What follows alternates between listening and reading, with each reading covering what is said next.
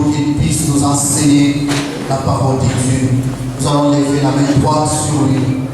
Nous allons prier pour que le Saint-Esprit remplisse de l'onction, de la puissance et de la force qui vient de Dieu. Lui, comme saint serviteur et instrument utile. Prions l'Esprit Saint.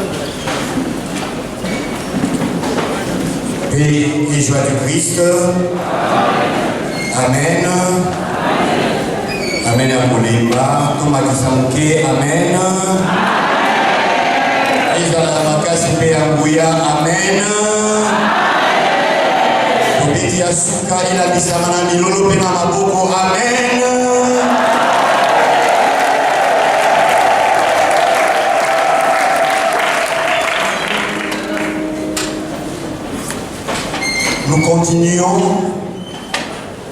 avec notre convention charismatique. Comme on le disait hier dans l'introduction, et c'est la sœur Judith Myriam qui le disait, elle a dit encore autrefois, la convention c'est un temps où nous, avec le Saint-Esprit, on veut se convenir sur une nouvelle marche à suivre. Une convention, quand elle arrive, elle a l'avantage de bouleverser les lois établies, les structures et leur fonctionnement, et surtout de pouvoir créer des nouveaux leaders qui ne subissent pas la loi des structures, mais grâce à l'esprit que Dieu a mis en eux, ils font marcher, et surtout que les structures portent beaucoup de fruits. Elle le disait encore qu'une convention, c'était aussi un temps où on change de saison. Nous tous on sait que chez nous, nous n'avons que deux saisons. La saison de pluie et la saison sèche. Et chaque fois qu'il y a changement de saison, même le corps que nous avons subit des changements. Et avec cette convention, quand nous disons que nous changeons de saison, c'est avec vous les participants que nous allons dire que le renouveau charismatique catholique de Kinshasa, que nous allons vivre après cette convention, c'est vous qui en serez les véritables leaders. C'est avec vous qu'on aura marché. C'est avec vous qu'on va encore créer une nouvelle dynamique que le Saint-Esprit va insuffler à Kinshasa.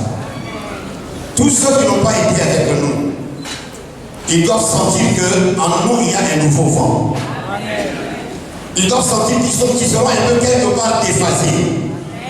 Puisque en nous, le vent du changement est en train de souffler. Le thème que nous allons aborder maintenant, le modérateur venait de le dire, c'est le Saint-Esprit et le renouvellement de la famille. Je voudrais juste dire, quand nous parlons du renouvellement de la famille à ce niveau, nous voulons parler de la famille biologique. On ne va dire pas la famille spirituelle, l'église famille de Dieu, c'est bien, ce sont des sortes de familles. Mais ici, nous allons parler de la famille biologique.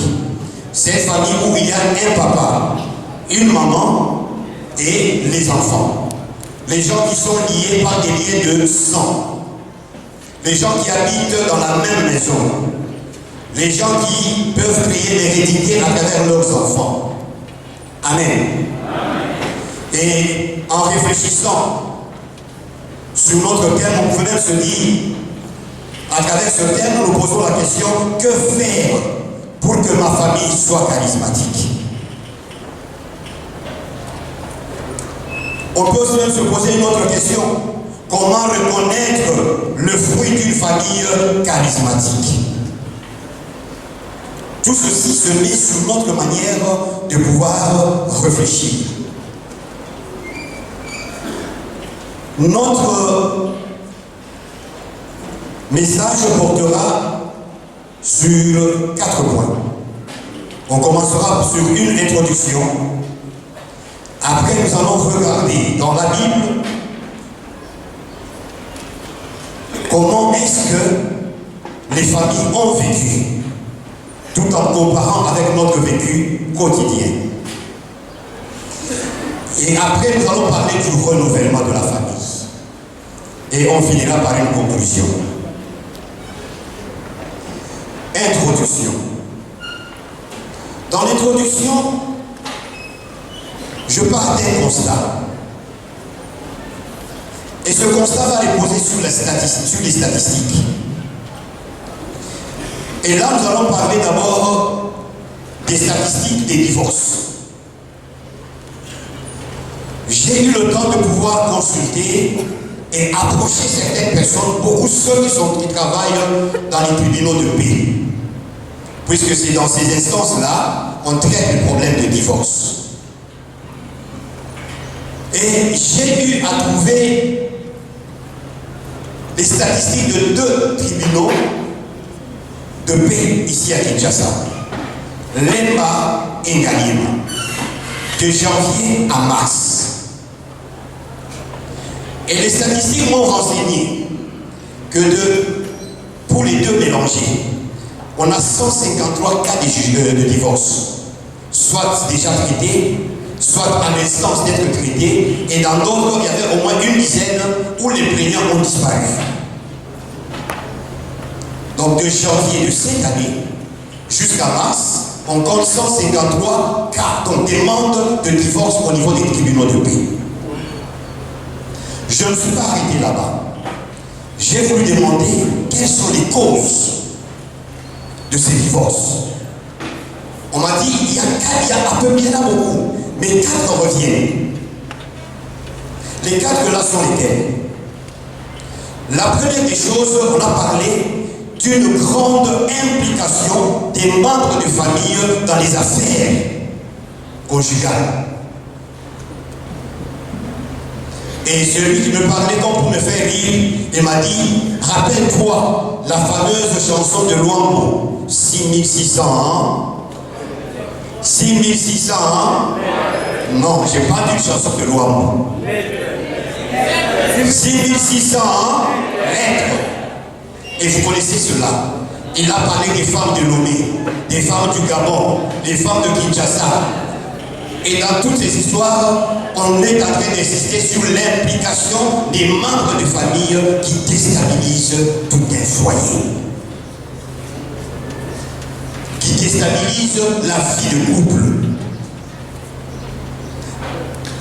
La deuxième cause, on a parlé des dons. En fait, quand on parle de dons, D-O-N, ça signifie fraude, ruse. Il y a des gens qui ont cheminé ensemble.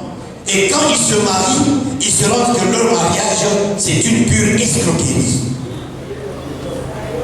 Ils ont vécu dans le mensonge. Et là, on est tombé sur des deux cas qu'on m'a donné. Et ce sont des choses que nous connaissons. Je disais don, D-O-N. Les juristes connaissent très bien ce message. Je parle de don, D-O-N. Amen. Je dis cela, ça signifie tromperie, ça peut être rusé, maillé et mabé.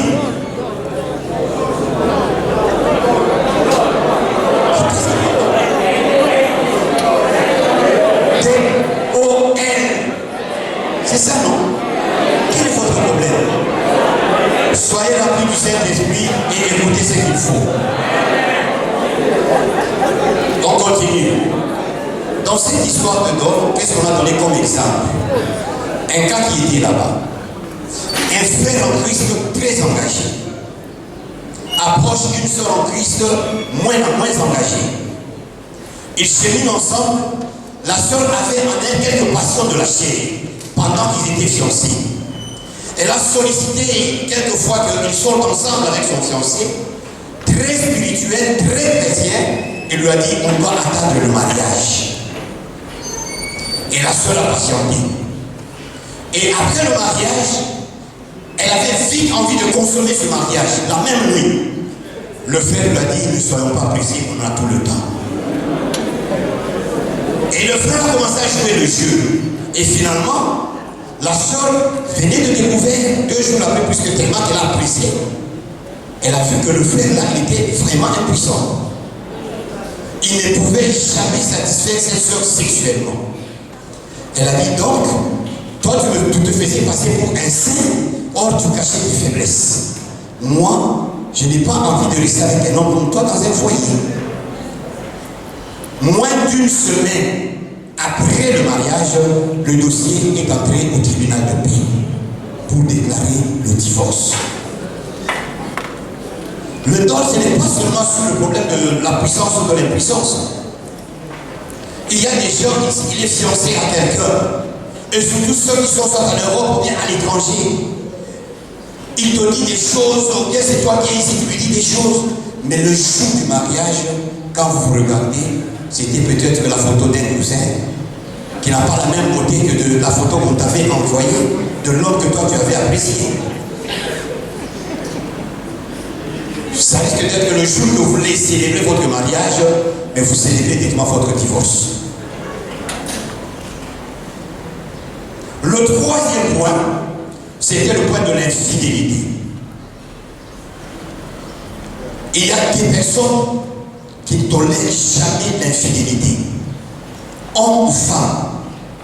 Et dans des cas d'infidélité, il y a eu et des jeunes. Là, on m'a dit, il y a à peu près 43 dossiers qui touchent l'infidélité. Donc, imaginez-vous seulement des dossiers qui sont entrés de janvier à mars dans les 2 tribunaux de paix. 153 dossiers de divorce et dans les 153, 43 juste pour l'infidélité.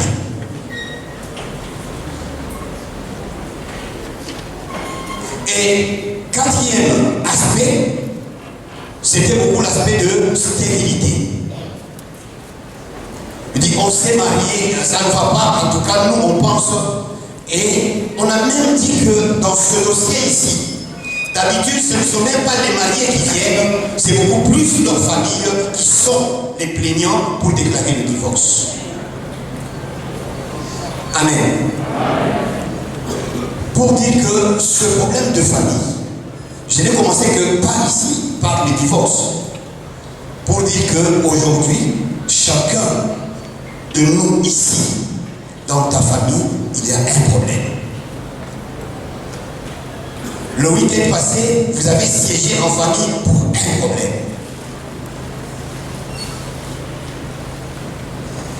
Je parlais de l'introduction des statistiques. Je rentre maintenant dans le renouveau charismatique.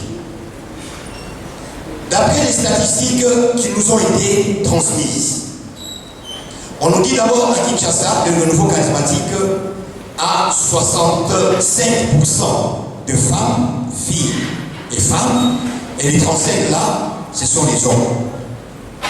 Mais si vous prenez les hommes, 70% des hommes qui viennent au renouveau ont leur femme dans le renouveau. Donc quand il vient à l'assemblée de prière, sa femme aussi est là. Bien, sa femme aussi est engagée et bien elle vient. Et quand 83% de ces hommes-là, des hommes qui viennent au renouveau, ont leurs enfants qui fréquentent aussi le renouveau. Et du côté femme, on dit pour les femmes, 50,55% des femmes ont leur mari qui ne fréquente pas le renouveau. Ce sont elles qui viennent et jamais leur mari. Mais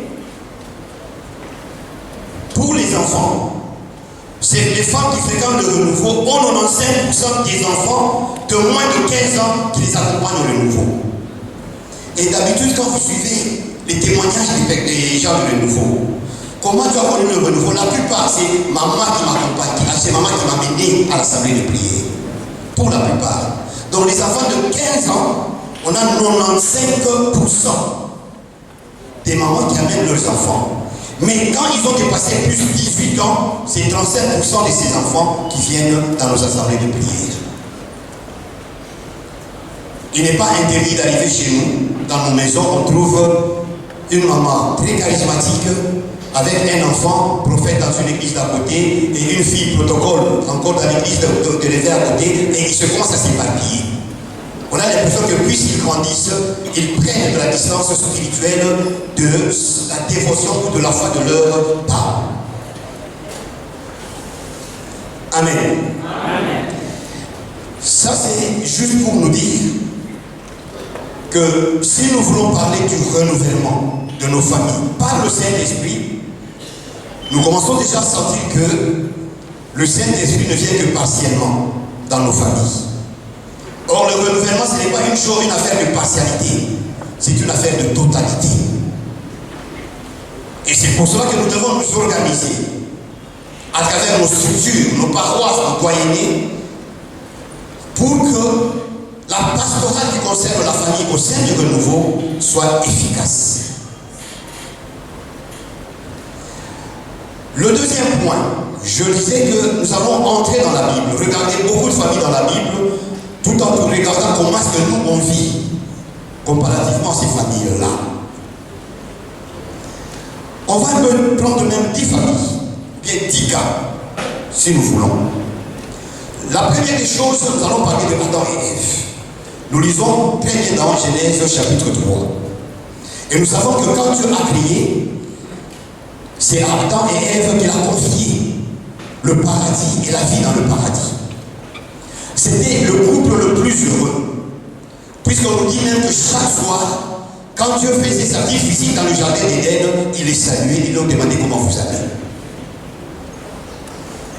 Mais, un jour, ils ont ouvert la porte du péché dans leur couple. Et à travers cette porte-là, qu'est-ce qui s'est passé? Ils ont quitté le mieux vers le pire. Et c'était très bien. Et ce jour-là, c'est la nudité qu'ils avaient. Ils commençaient à se cacher. Rien ne marchait. Cela peut représenter, il y a des couples parmi nous, même dans nos environs, des familles. Quand ces familles parlent du bien de leur maison, on ne parle du passé.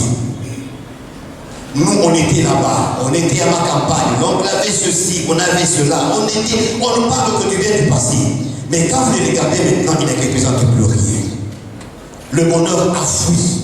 Ils sont devenus nus et Dieu ne les visite plus. Ça me rappelle ce texte que nous lisons dans Agé chapitre 2 au verset 3. Quand Dieu parlait par le prophète, il lui dit: qui est parmi les survivants d'aujourd'hui, qui ait vu cette maison quand elle était encore excellente, mais comment la voyez-vous maintenant? Ne paraît-elle donc rien à vos yeux? C'est le cas de plusieurs familles. Moi, je me rappelle, quand nous on grandissait, nous on a vécu dans une cité où les gens vivaient à travers les grades du travail. Quand vous regardez telle avenue, ce sont les gens qui sont haut placés. Là, ce sont les moindres jusque en bas. C'est un peu la dimension, la structure même de Kinshasa aussi. Quand on dit celui-là, il habite la Gombe, ma campagne, on pense qu'il est élevé. Quand on dit qu'il est vers les Mama Gombe, il est un peu moyen. Quand on commence à dire qu'il est vers Nice, son on commence à dire que non, il est ceci. Mais le cas d'Adam et Ève, c'est comme quelqu'un qui a été chanté dans toutes les chansons, qui habitait ma campagne avec des villas, et un jour, il ne sait plus parler. Pourquoi? Puisqu'il vit là où on ne sait même plus parler. Ça, c'est le cas d'Adam et Ève. C'est le cas de plusieurs familles. Des gens qui faisaient des dons, mais aujourd'hui, ils sont mendiants. Les gens qui jetaient un peu de la nourriture, mais aujourd'hui, sont capables de ramasser. Les gens... Le matin, les gens de la famille venaient chez eux, ils les chassaient. Et maintenant, eux commencent à les appeler et disent: nous avons des problèmes. Ça, c'est le premier cas. Adam et Ève. Le deuxième cas, on est toujours dans la famille d'Adam et Ève. Caïn et Abel. Ils sont membres d'une famille, mais ils se tuent. Combien aujourd'hui, là je parle d'un cas directement, on était à un deuil d'une famille. Un membre de famille arrive. Quand il est loin, les gens l'ont regardé, dit: ah, lui aussi qui est en deuil. On a commencé à lui lancer vraiment des critiques. Alors j'ai dit quoi?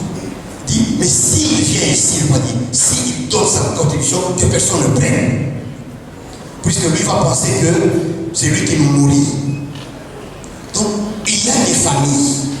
Et nous sommes dans ces familles où il y a des luttes intestines terribles,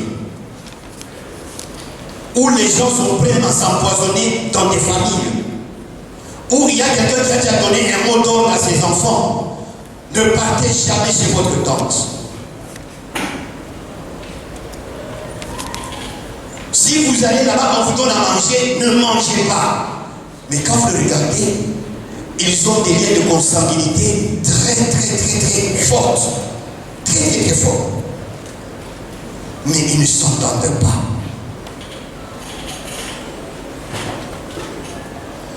Nous prenons un autre cas. Toujours le problème que nous pouvons voir dans nos familles. J'appelle ce cas Abraham, Sarah, Agar. Abraham a été appelé par Dieu. Et quand il a été appelé par Dieu, il a reçu un message qui sera le père de multitudes. Mais lui, en ce moment, il avait 80 ans. Et sa femme, 75 ans. Gynécologiquement parlant, anatomiquement parlant, c'est quelqu'un qui a déjà cassé sa ligne. Elle ne peut pas porter un enfant. Et je crois qu'elle-même doutait de cette prophétie, de cette promesse de Dieu. Et pendant ce temps, qu'est-ce qu'elle a fait? Elle a fait une passe à sa servante. Mon mari va avec elle, l'enfant sera le nôtre. Ça me rappelle un certain moment, certains problèmes qu'on a dans les familles. Cette semaine, je lisais encore un message d'une femme qui demandait conseil dans les réseaux sociaux. Ça faisait plus de 14 ans qu'il avait son mari. Ils ont cherché un enfant qui n'est pas venu. Et elle voyait que son mari était triste. Elle a donné un conseil à son mari. Est-ce que tu peux prendre une femme, une autre femme, qu'elle vienne ici, qu'elle mette au monde avec toi? Je la prendrai comme ma soeur, je la respecterai. Ce n'est pas à n'importe quel moment qu'il faut accepter que le serpent vienne passer un peu quelques jours dans votre maison. Mais on a dit que cette femme est arrivée. Un coup, une flamme. Et quand la flamme a vraiment tenu, elle est devenue finalement qui s'est orgueilleuse. Elle disait même à l'autre qui a accepté qu'elle vient dire, maintenant c'est ma maison. C'est mon enfant qui va régner ici. Toi, prépare-toi à quitter. Et cette femme a pleuré. Alors elle est partie. Sa femme maintenant est le mari. Il a dit à cette femme, si tu es plus, c'est grâce à elle. Si j'aime toi, ce n'est que l'enfant que j'aime. Mais toi-même, tu n'as pas d'importance en moi. Si tu veux, tu peux partir. Et la femme a écrit ce message-là. Et qu'est-ce que vous me conseillez? Qu'il la chasse ou qu'il fasse quoi? Ça, c'est ce que nous appelons Abraham Sarah. Et ce sont des problèmes que nous avons. Combien de personnes, avec les difficultés que nous avons dans nos maisons, vous avez prié, un message est sorti. Vous avez prié, une parole de connaissance a accompagné votre prière. Mais ça n'a rien changé. Êtes-vous prêt à pouvoir chercher votre propre solution que d'attendre que le message de Dieu, la prophétie de Dieu, la parole de connaissance que Dieu a posée pour vous?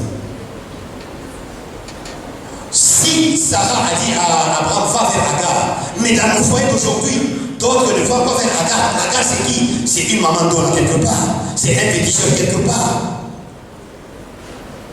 Et à un certain moment, on va te donner un enfant qui vient tout droit des eaux, mais moi, je ne suis pas invisible. Au lieu qu'il soit une bénédiction dans votre foyer, il devient un problème. Et aujourd'hui, il y a des foyers qui ont des enfants quelquefois qu'on ne sait plus gérer. C'est parce que ces enfants-là ne sont pas une don de Dieu. Et dans notre convention, on voudrait aussi, pour des pareils cas, car on a des enfants qu'on ne sait plus gérer, puisqu'on ne sait pas leur origine, que la grâce du Saint-Esprit vienne renouveler cette famille pour qu'ils voient la gloire de Dieu et la paix dans la maison. Amen. Nous avons quatrième cas. Isaac, Rebecca et les jumeaux. Isaac, c'est le fils d'Abraham. Et quand vous regardez, Isaac a hérité certaines choses de son papa. Il a hérité quoi? La stérilité de sa maman. Quand nous lisons dans Genèse, chapitre 24, après verset 21, quand on est parti chercher une femme pour Isaac, on revient, on présente la fille à Rebecca. On dit qu'elle était très belle de visage. Mais on dit aussi qu'elle était stérile. Et Isaac a tout fait. Dieu a exaucé sa prière. Et après, il a eu une grossesse. On dit qu'il y avait 2 jumeaux. Mais au lieu de présenter ces jumeaux comme des personnes, on les présente comme des nations qui se bataillent. Dans l'ancien temps, on peut dire, dans son ventre, il y avait Iran, Irak. Aujourd'hui, au Congo, on peut dire qu'il y a passé RDC Rwanda. Et elle était même fatiguée, elle dit, mais je veux te commander la race. Alors quand elle a demandé à Dieu, Dieu a dit que dans ton ventre là, il y a 2 nations qui se battent. Mais la petite là, ou bien le plus petit, aura une ascendance sur son grand frère. Et là, je voulais dire à une femme qui est grosse ici, ou celle qui l'aura demain, ou après-demain, une grossesse doit toujours être accompagnée des messages prophétiques. Puisque quand vous voulez avoir un enfant, cet enfant est dans le plan de Dieu. Cet enfant ne vient pas faire du tourisme inutile sur cette terre. Il vient remplir une mission divine, alors il faudrait être à mesure, comme ça a été le cas de Rebecca, de capter ce message bien avant. Et c'est cela. Et quand ces enfants sont nés, quand vous allez lire dans la Bible, on va même vous dire, il y a maintenant un problème chez Isaac. On vous dit d'abord au début, Rebecca stérile. Il y a eu 2 enfants qui se battaient dans le ventre. Quand ils naissent, ils se battent jusqu'à ce que le petit a eu à arracher le doigt de naissance sur son grand frère. Et après, on nous dit que le papa aimait Isaïe et la maman aimait Jacob. Donc, même l'amour des parents est divisé dans les enfants. Et ça, ce sont des problèmes que nous avons. On a parlé des blessures intérieures. Parmi les causes des blessures intérieures dans nos familles, c'est ce traitement surtout à l'enfance. Et là, Quand on a des enseignements sur les blessures intérieures de l'enfance, on parle plus de péché et de l'abandon. Ça marque toute la vie. Et là, on sent. Et nous connaissons l'histoire. Jusqu'à ce qu'on a changé de bénédiction. Mais il y avait quelque chose de Dieu dans ce changement-là.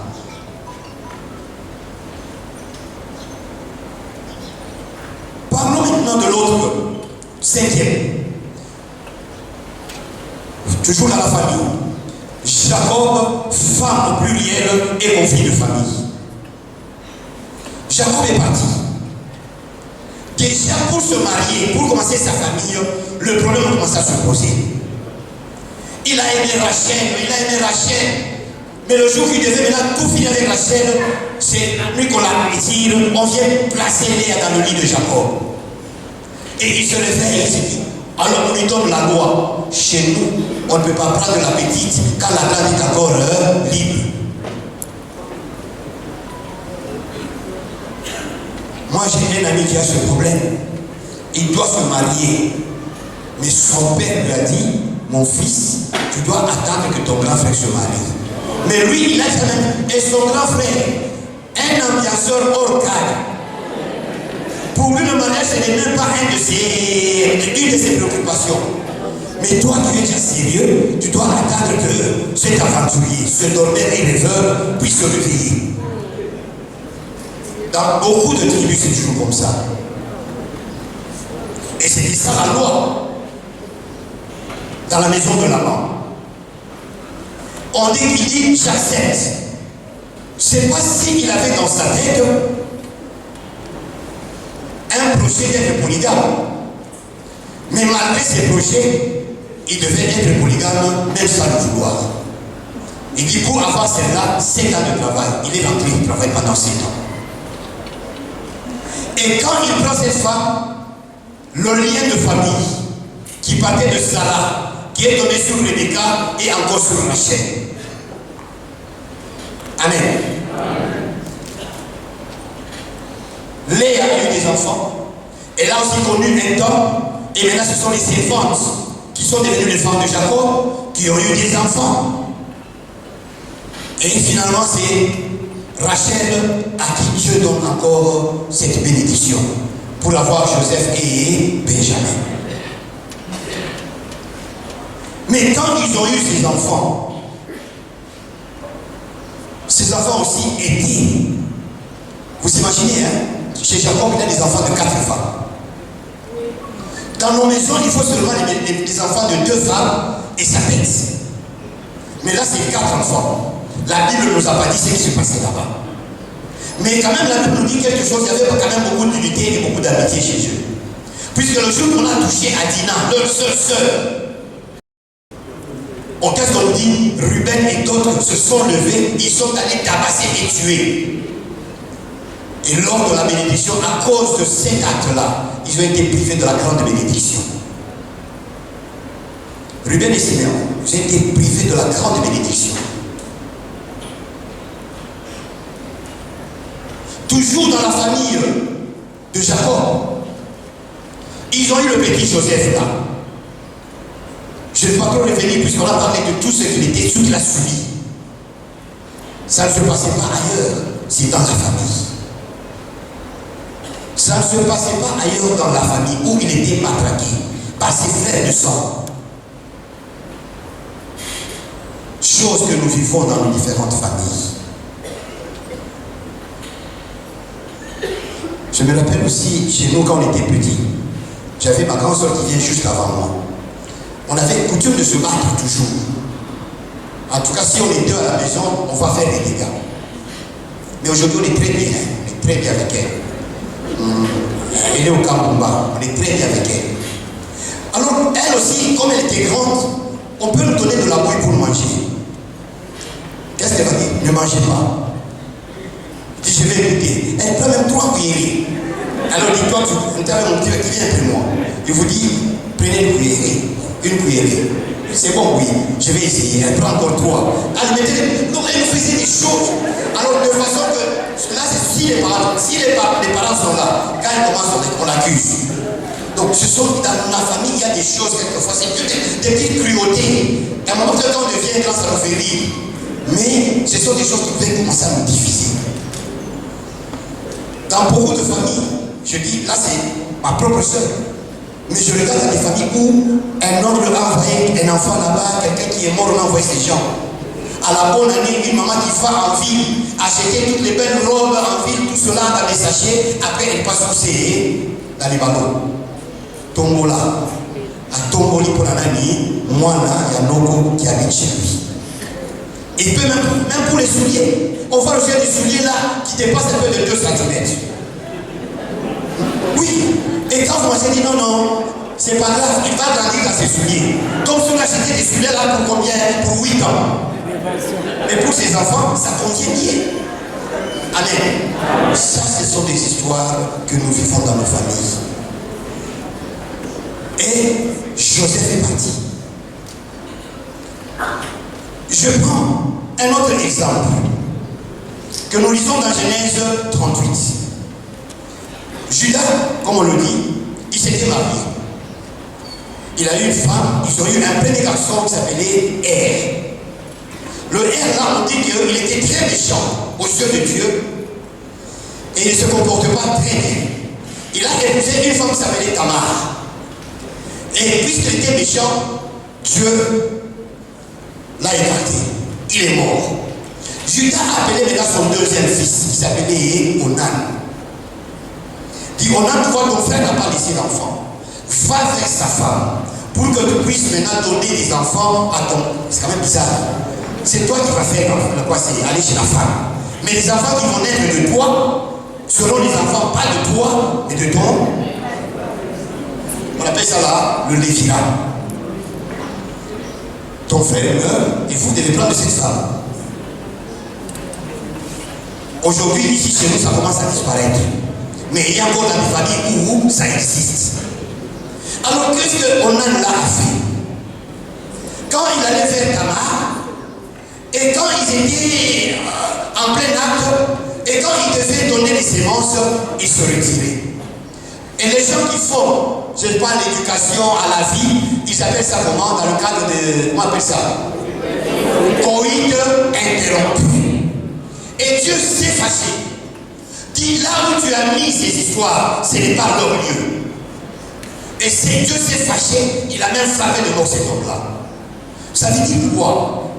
Dieu aussi n'aime pas le coït interrompu. Ça peut t'amener la mort. Et cela, aujourd'hui, beaucoup de familles, peut-être que spirituellement, sont déjà morts à cause de l'usage de tout ce qui peut amener le coït interrompu. Ce n'est pas pour rien que l'Église catholique refuse l'usage des préservatifs. Il n'y a pas de bénédiction. Il y a la mort et la malédiction là-dedans. Et quand tu as été pendant toute sa vie apôtre du coït interrompu, ou bien des méthodes barrières, c'est toujours assimilé au coït interrompu. Le cas de Conan pèse sur toi. Et quand tu es marié, les malédictions de ta maison peuvent être d'origine de cet acte-là. Amen. Amen. Le Seigneur scelle ma lumière, ma délivrance, mon appui. Oh, le Seigneur scelle ma lumière, ma délivrance, mon appui. Oh, déjà prêtre sur la terre, puisque ma force est tout en lui. Le Seigneur scelle ma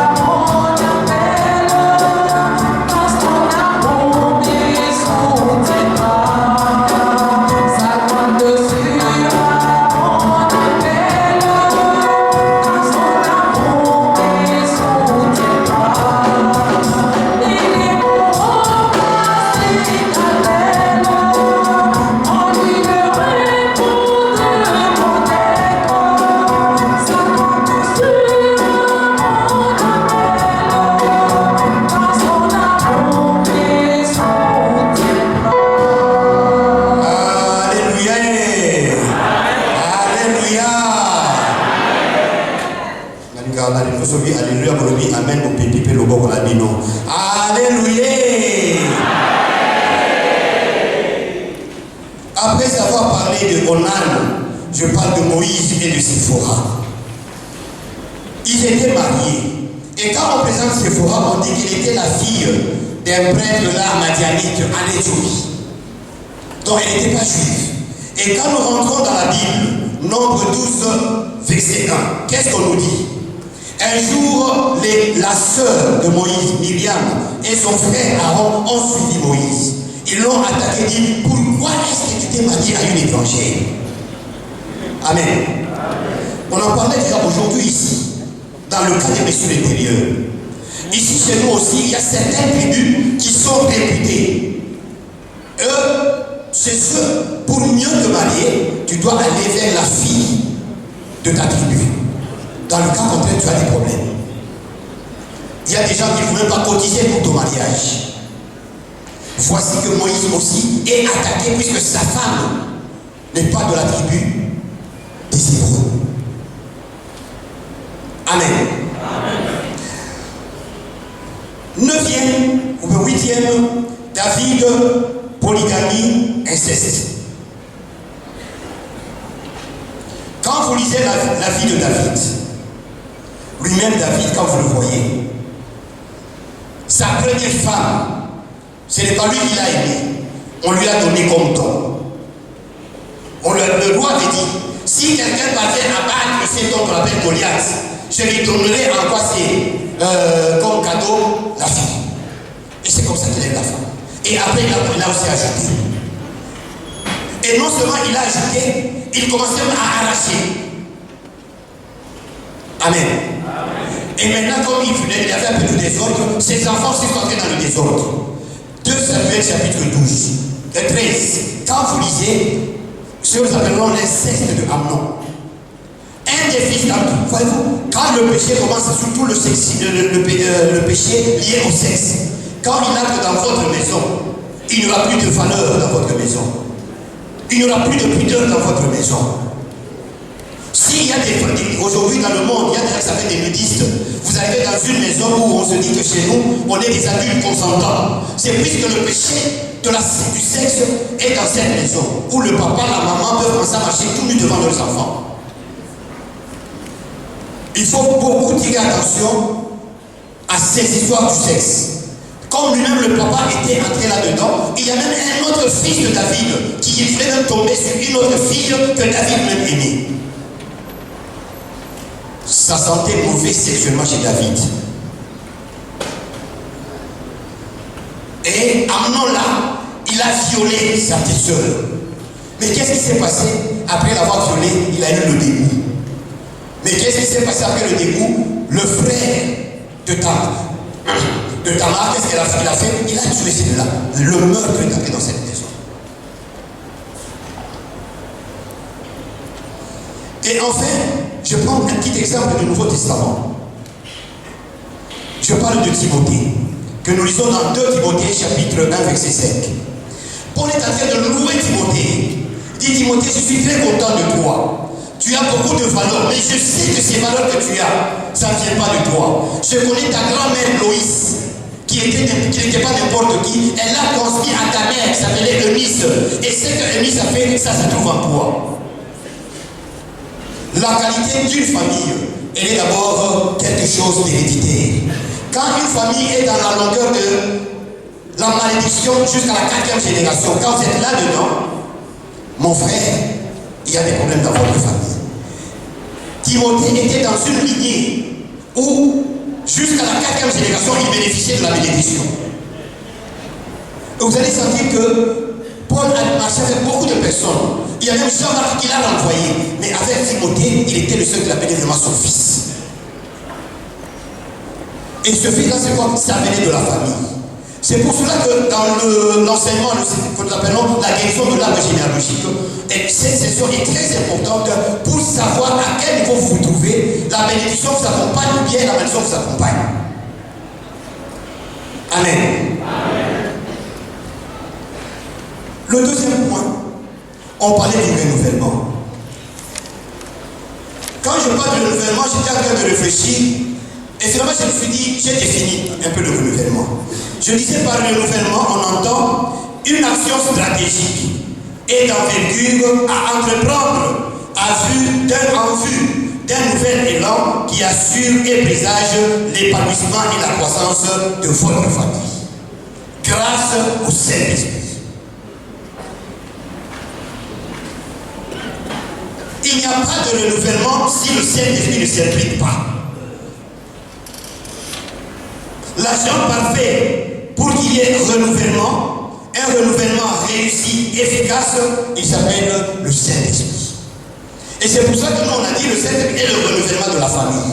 Et nous parlons aussi aux charismatiques, ces gens qui ont fait l'expérience du Saint-Esprit à travers le baptême du Saint-Esprit. Ça sera une honte pour le monde, et j'aurais même bien dit, ça sera un péché charismatique quand dans un foyer où il y a ne fût qu'un charismatique, mais on sent que les choses ne se renouvellent pas. Quand on fait des campagnes d'évangélisation autres, on veut parler de la famille, il y a souvent deux versets qui reviennent dans mon calico. Crois au Seigneur Jésus, toi et ta famille. Deux, c'est là, on est dans Acte 16, 31. Ou bien on va dans Josué. Il dit aujourd'hui que chacun de vous choisisse sa vie. Mais moi et ma maison, ce ne sont pas des passages. Je crois que ça, ce sont des mots d'ordre. Ce sont des slogans que nous devons savoir pour dire que à travers ça, il y a une réalité. Quand tu dis moi, donc, crois au Seigneur, moi, je serai sauvé. Mais tu es là dans ta famille. Toutes les maladies, ça vous touche. Tous les mauvais vents, ça vous touche. Tout ce qu'il y a comme, je ne sais pas, sorcellerie de la famille, ça vous touche. Beaucoup de choses. Mais finalement, quel est le salut que vous prenez dans ce verset-là? Je crois que dans la vie chrétienne, et surtout charismatique, il y a un temps de s'arrêter et de ne pas dire, commencer à faire des slogans. C'est tout maintenant, j'aime bien le terme que la sœur a utilisé l'autre fois. La parole de Dieu ne doit pas être une parole vaine. Ça doit être ce qu'on appelle un rhéma. C'est-à-dire une parole qui entre, qui touche, qui transforme et qui vous donne des preuves que Dieu est à l'œuvre. On appelle ça un rhéma. Ce n'est pas une parole oisive, mais qui donne des effets. R-H-E-M-A.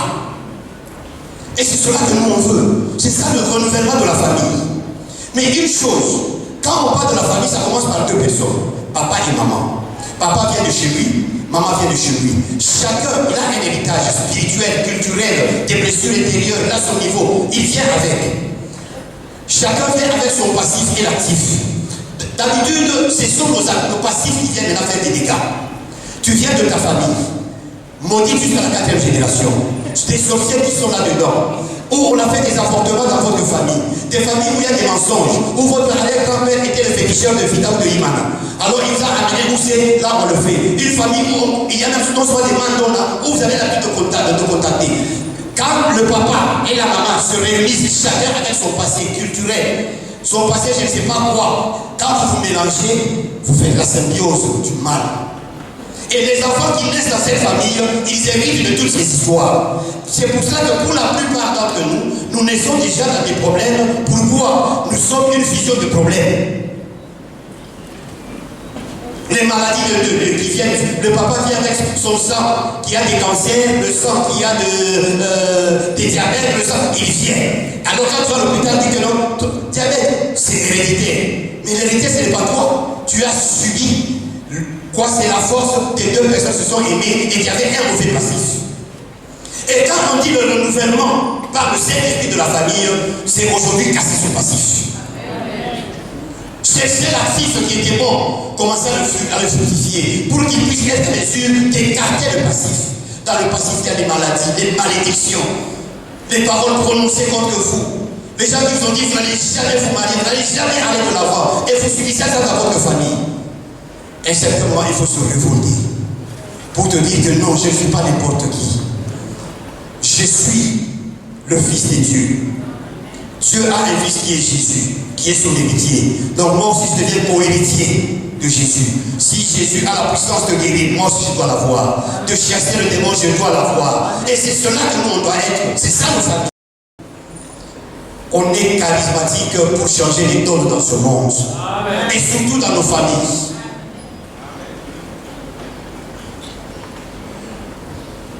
Dans le renouveau, on a connu beaucoup de choses. Il y a un témoignage que nous avons vécu. Et j'aime bien raconter ça surtout quand on a donné à l'effusion. Nous avons fait le séminaire de vie dans l'esprit. Et dans le groupe, il y avait une jeune sœur. Elle était très jolie. Elle n'avait pas d'une grande taille. Donc, elle était de tête claire. Elle avait tout pour susciter un deuxième regard. Alors, quand vous voyez cette sœur, vous l'appréciez. Quand vous avez besoin d'argent, on va poser $10. Elle vous avait $10. Et le jour de la prière de délivrance avant l'effusion, on pensait qu'elle n'était pas problématique. Elle avait 2 sœurs comme encadreurs qui priaient pour elle. Quand on a commencé à prier pour elle, à un moment la sœur s'est levée. Elle a ouvert la bouche et les dents sont sorties. Comme on voit un peu les images du diable dans les films. Elle a donné un coup à son premier encadreur. La dent est tombée. Et les frères qui étaient loin, qui venaient en vitesse, un qui était géant, un peu comme le père Pati. Alors vous imaginez, la soeur là toute petite, elle a pris le frère là, elle l'a soulevé, elle est partie le mettre par terre, elle l'a piétiné. Le deuxième venait en arrière, quand il a vu ça, il a freiné. Il a freiné. Et vraiment tous les frères sont venus. Alors elle attaquait à gauche, tu le kata, et celui qui était à derrière, il a sauté. Mais pour la prendre et la mettre par terre, c'était tout un combat. Il était 23h moins. On est en train de prier. Et en l'église, on vient frapper. On voit ce sont ces hommes qui arrivent. Nous venons chercher notre fille. Ça veut dire que cette fille, ils ont senti qu'ils perdaient le pouvoir sur cette fille. Elle était déjà bien lavée, elle était déjà bien travaillée. Et finalement, on a compris. Ils habitaient dans une maison, c'est le corps de cette fille qui payait. Tous les meubles dans la maison, c'est le corps de cette fille. Cette fille, elle peut faire 2 semaines même au grand hôtel. Pas avec n'importe qui. Et elle était là dans la famille. La famille l'a travaillé. Cette famille, pour le renouvellement, il fallait changer le sort de cette fille-là. Et des cas pareils sont les gens. On a connu toujours dans le renouveau, à travers nos prières, quelqu'un qui tombe. Et après, quand il commence à le dire, et ça nous est arrivé, nous on a connu un petit là, sorcier. Sa famille pauvre, puisque la pauvreté même. Sa maman c'était une pauvre fonctionnaire au ministère des Sports. Mais le petit est là, il n'a rien. Ni beauté, ni bien, il n'a rien. Mais la nuit, il est plus riche. Mais il a fallu seulement qu'une prière entre dans la maison un jour. Le petit a commencé. Le jour qu'il fallait vraiment faire la nuit. On a fait d'abord toute une semaine à l'église. Les prêtres passaient, on lui lançait le croisé du Saint-Sacrement. On lui tapait la Bible sur la tête. On lui versait l'eau bénite. Mais le jour où c'est arrivé. Et d'ailleurs, je me rappelle, un jour pendant la prière, quand on était là, on a fait une semaine à l'église, on dormait. Il se lève, il suit un intercesseur. Il commence à lui dire, frère, c'est toi tel, tu connais tel. Il suit le nom de fille. Il lui dit tous la bière qu'ils prennent, les endroits où ils partent faire leur amour. Un intercesseur là, on te dit, toi tu es ceci, cette fille, vous étiez tel jour, tel part. Et tu es en train de prier pour elle, pour cet homme-là. Amen. Mais le temps où le Seigneur a décidé de délivrer ce garçon, d'abord il est devenu blanc, comme quelqu'un qui est mort. Et à 3 reprises, il est monté en l'air comme ça. Et il est retombé à 3 reprises. Après, il a ouvert sa bouche. Des gens parlaient. Les blancs, les noirs, les enfants, les petits. Beaucoup de gens. Et quand il a poussé le dernier cri, c'est comme si on nous a poussé de derrière. Tous on a senti un vent. Et on a regardé la fenêtre de l'église quelque part s'est brisée. Et il s'est endormi pour toujours. Et il s'est réveillé 4 heures plus tard. Il ne savait même pas où il était. Mais pendant ce temps, quand il s'est réveillé, c'est lui qui a commencé à dire comment est-ce qu'il a bloqué sa maman. Donc sa maman est une pauvre. Donc même le salaire se perdait toujours. Ce garçon qui partait voler dans la société le salaire de sa maman. Nous avons des droits de famille. Si toi tu ne veux pas le renouvellement de ta famille, le diable va encore s'asseoir. Il sera le roi de ta famille. Que cette convention te donne la force de te lever pour le bien de ta famille. Amen. Pour finir, en conclusion, deux choses. La première chose, le renouvellement de la famille passe aussi par quatre choses. Sachez que le chiffre 4, c'est le chiffre de la stabilité. La première chose, c'est quoi? Si Dieu veut renouveler la famille, il faut renouveler aussi la santé. Une famille où vous êtes toujours malade, vous n'avez jamais avec l'enfant. La deuxième chose, ce sont les finances. On ne peut pas avoir une famille bénie sans qu'il y ait des finances conséquentes. La troisième chose, il faut avoir une sexualité qui, pour les parents, une bonne sexualité. Aujourd'hui, il y a même dans certains couples où les parents, qu'est-ce qu'ils font? On commence à avoir même des parents, soit qu'ils vont ailleurs, ou bien qu'ils s'appliquent à la masturbation, et pourtant ils sont dans quatre foyers. Et quatrième pilier, c'est la progéniture. Que le Seigneur vous donne aussi des enfants qui peuvent être vos représentants et à travers qui, quand vous lisez beaucoup plus le livre des Proverbes, vous sentez de cela. Deuxième chose, et pour finir, l'Église nous recommande à travers sa catéchèse. D'ailleurs, l'Église protège le mariage avec le grand principe de l'indissolubilité du mariage. Ça, c'est une chose que nous, chrétiens, doivent savoir pour nos familles. Pour rien que ce soit, il ne faudrait pas vous séparer. Et aussi, l'Église protège le mariage, donc la famille, les parents et même les gens qui sont dans votre maison. Puisque l'Église reconnaît la famille comme étant le fondement de la société humaine. Le fondement de la famille, il faut dire que l'Église dit aussi que s'il n'y a pas de famille, il n'y a pas aussi de société humaine. C'est la famille qui crée la société humaine.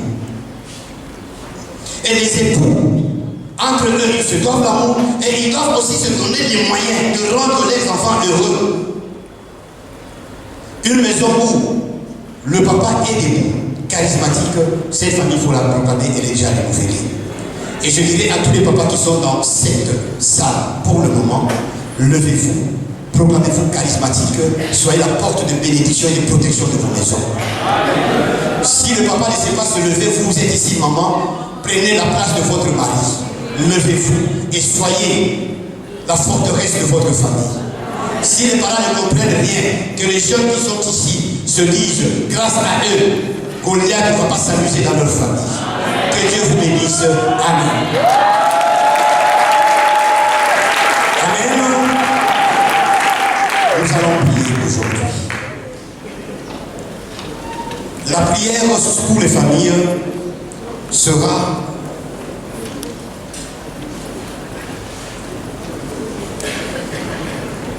nous allons prier pour nos familles en attendant aussi le deuxième enseignement qui sera pris par notre père archevêque. Nous allons inviter la sœur Judith Myriam qui va nous faire entrer encore dans cette dimension et profondeur des problèmes de nos familles et de la délivrance que nos familles recherchent toujours.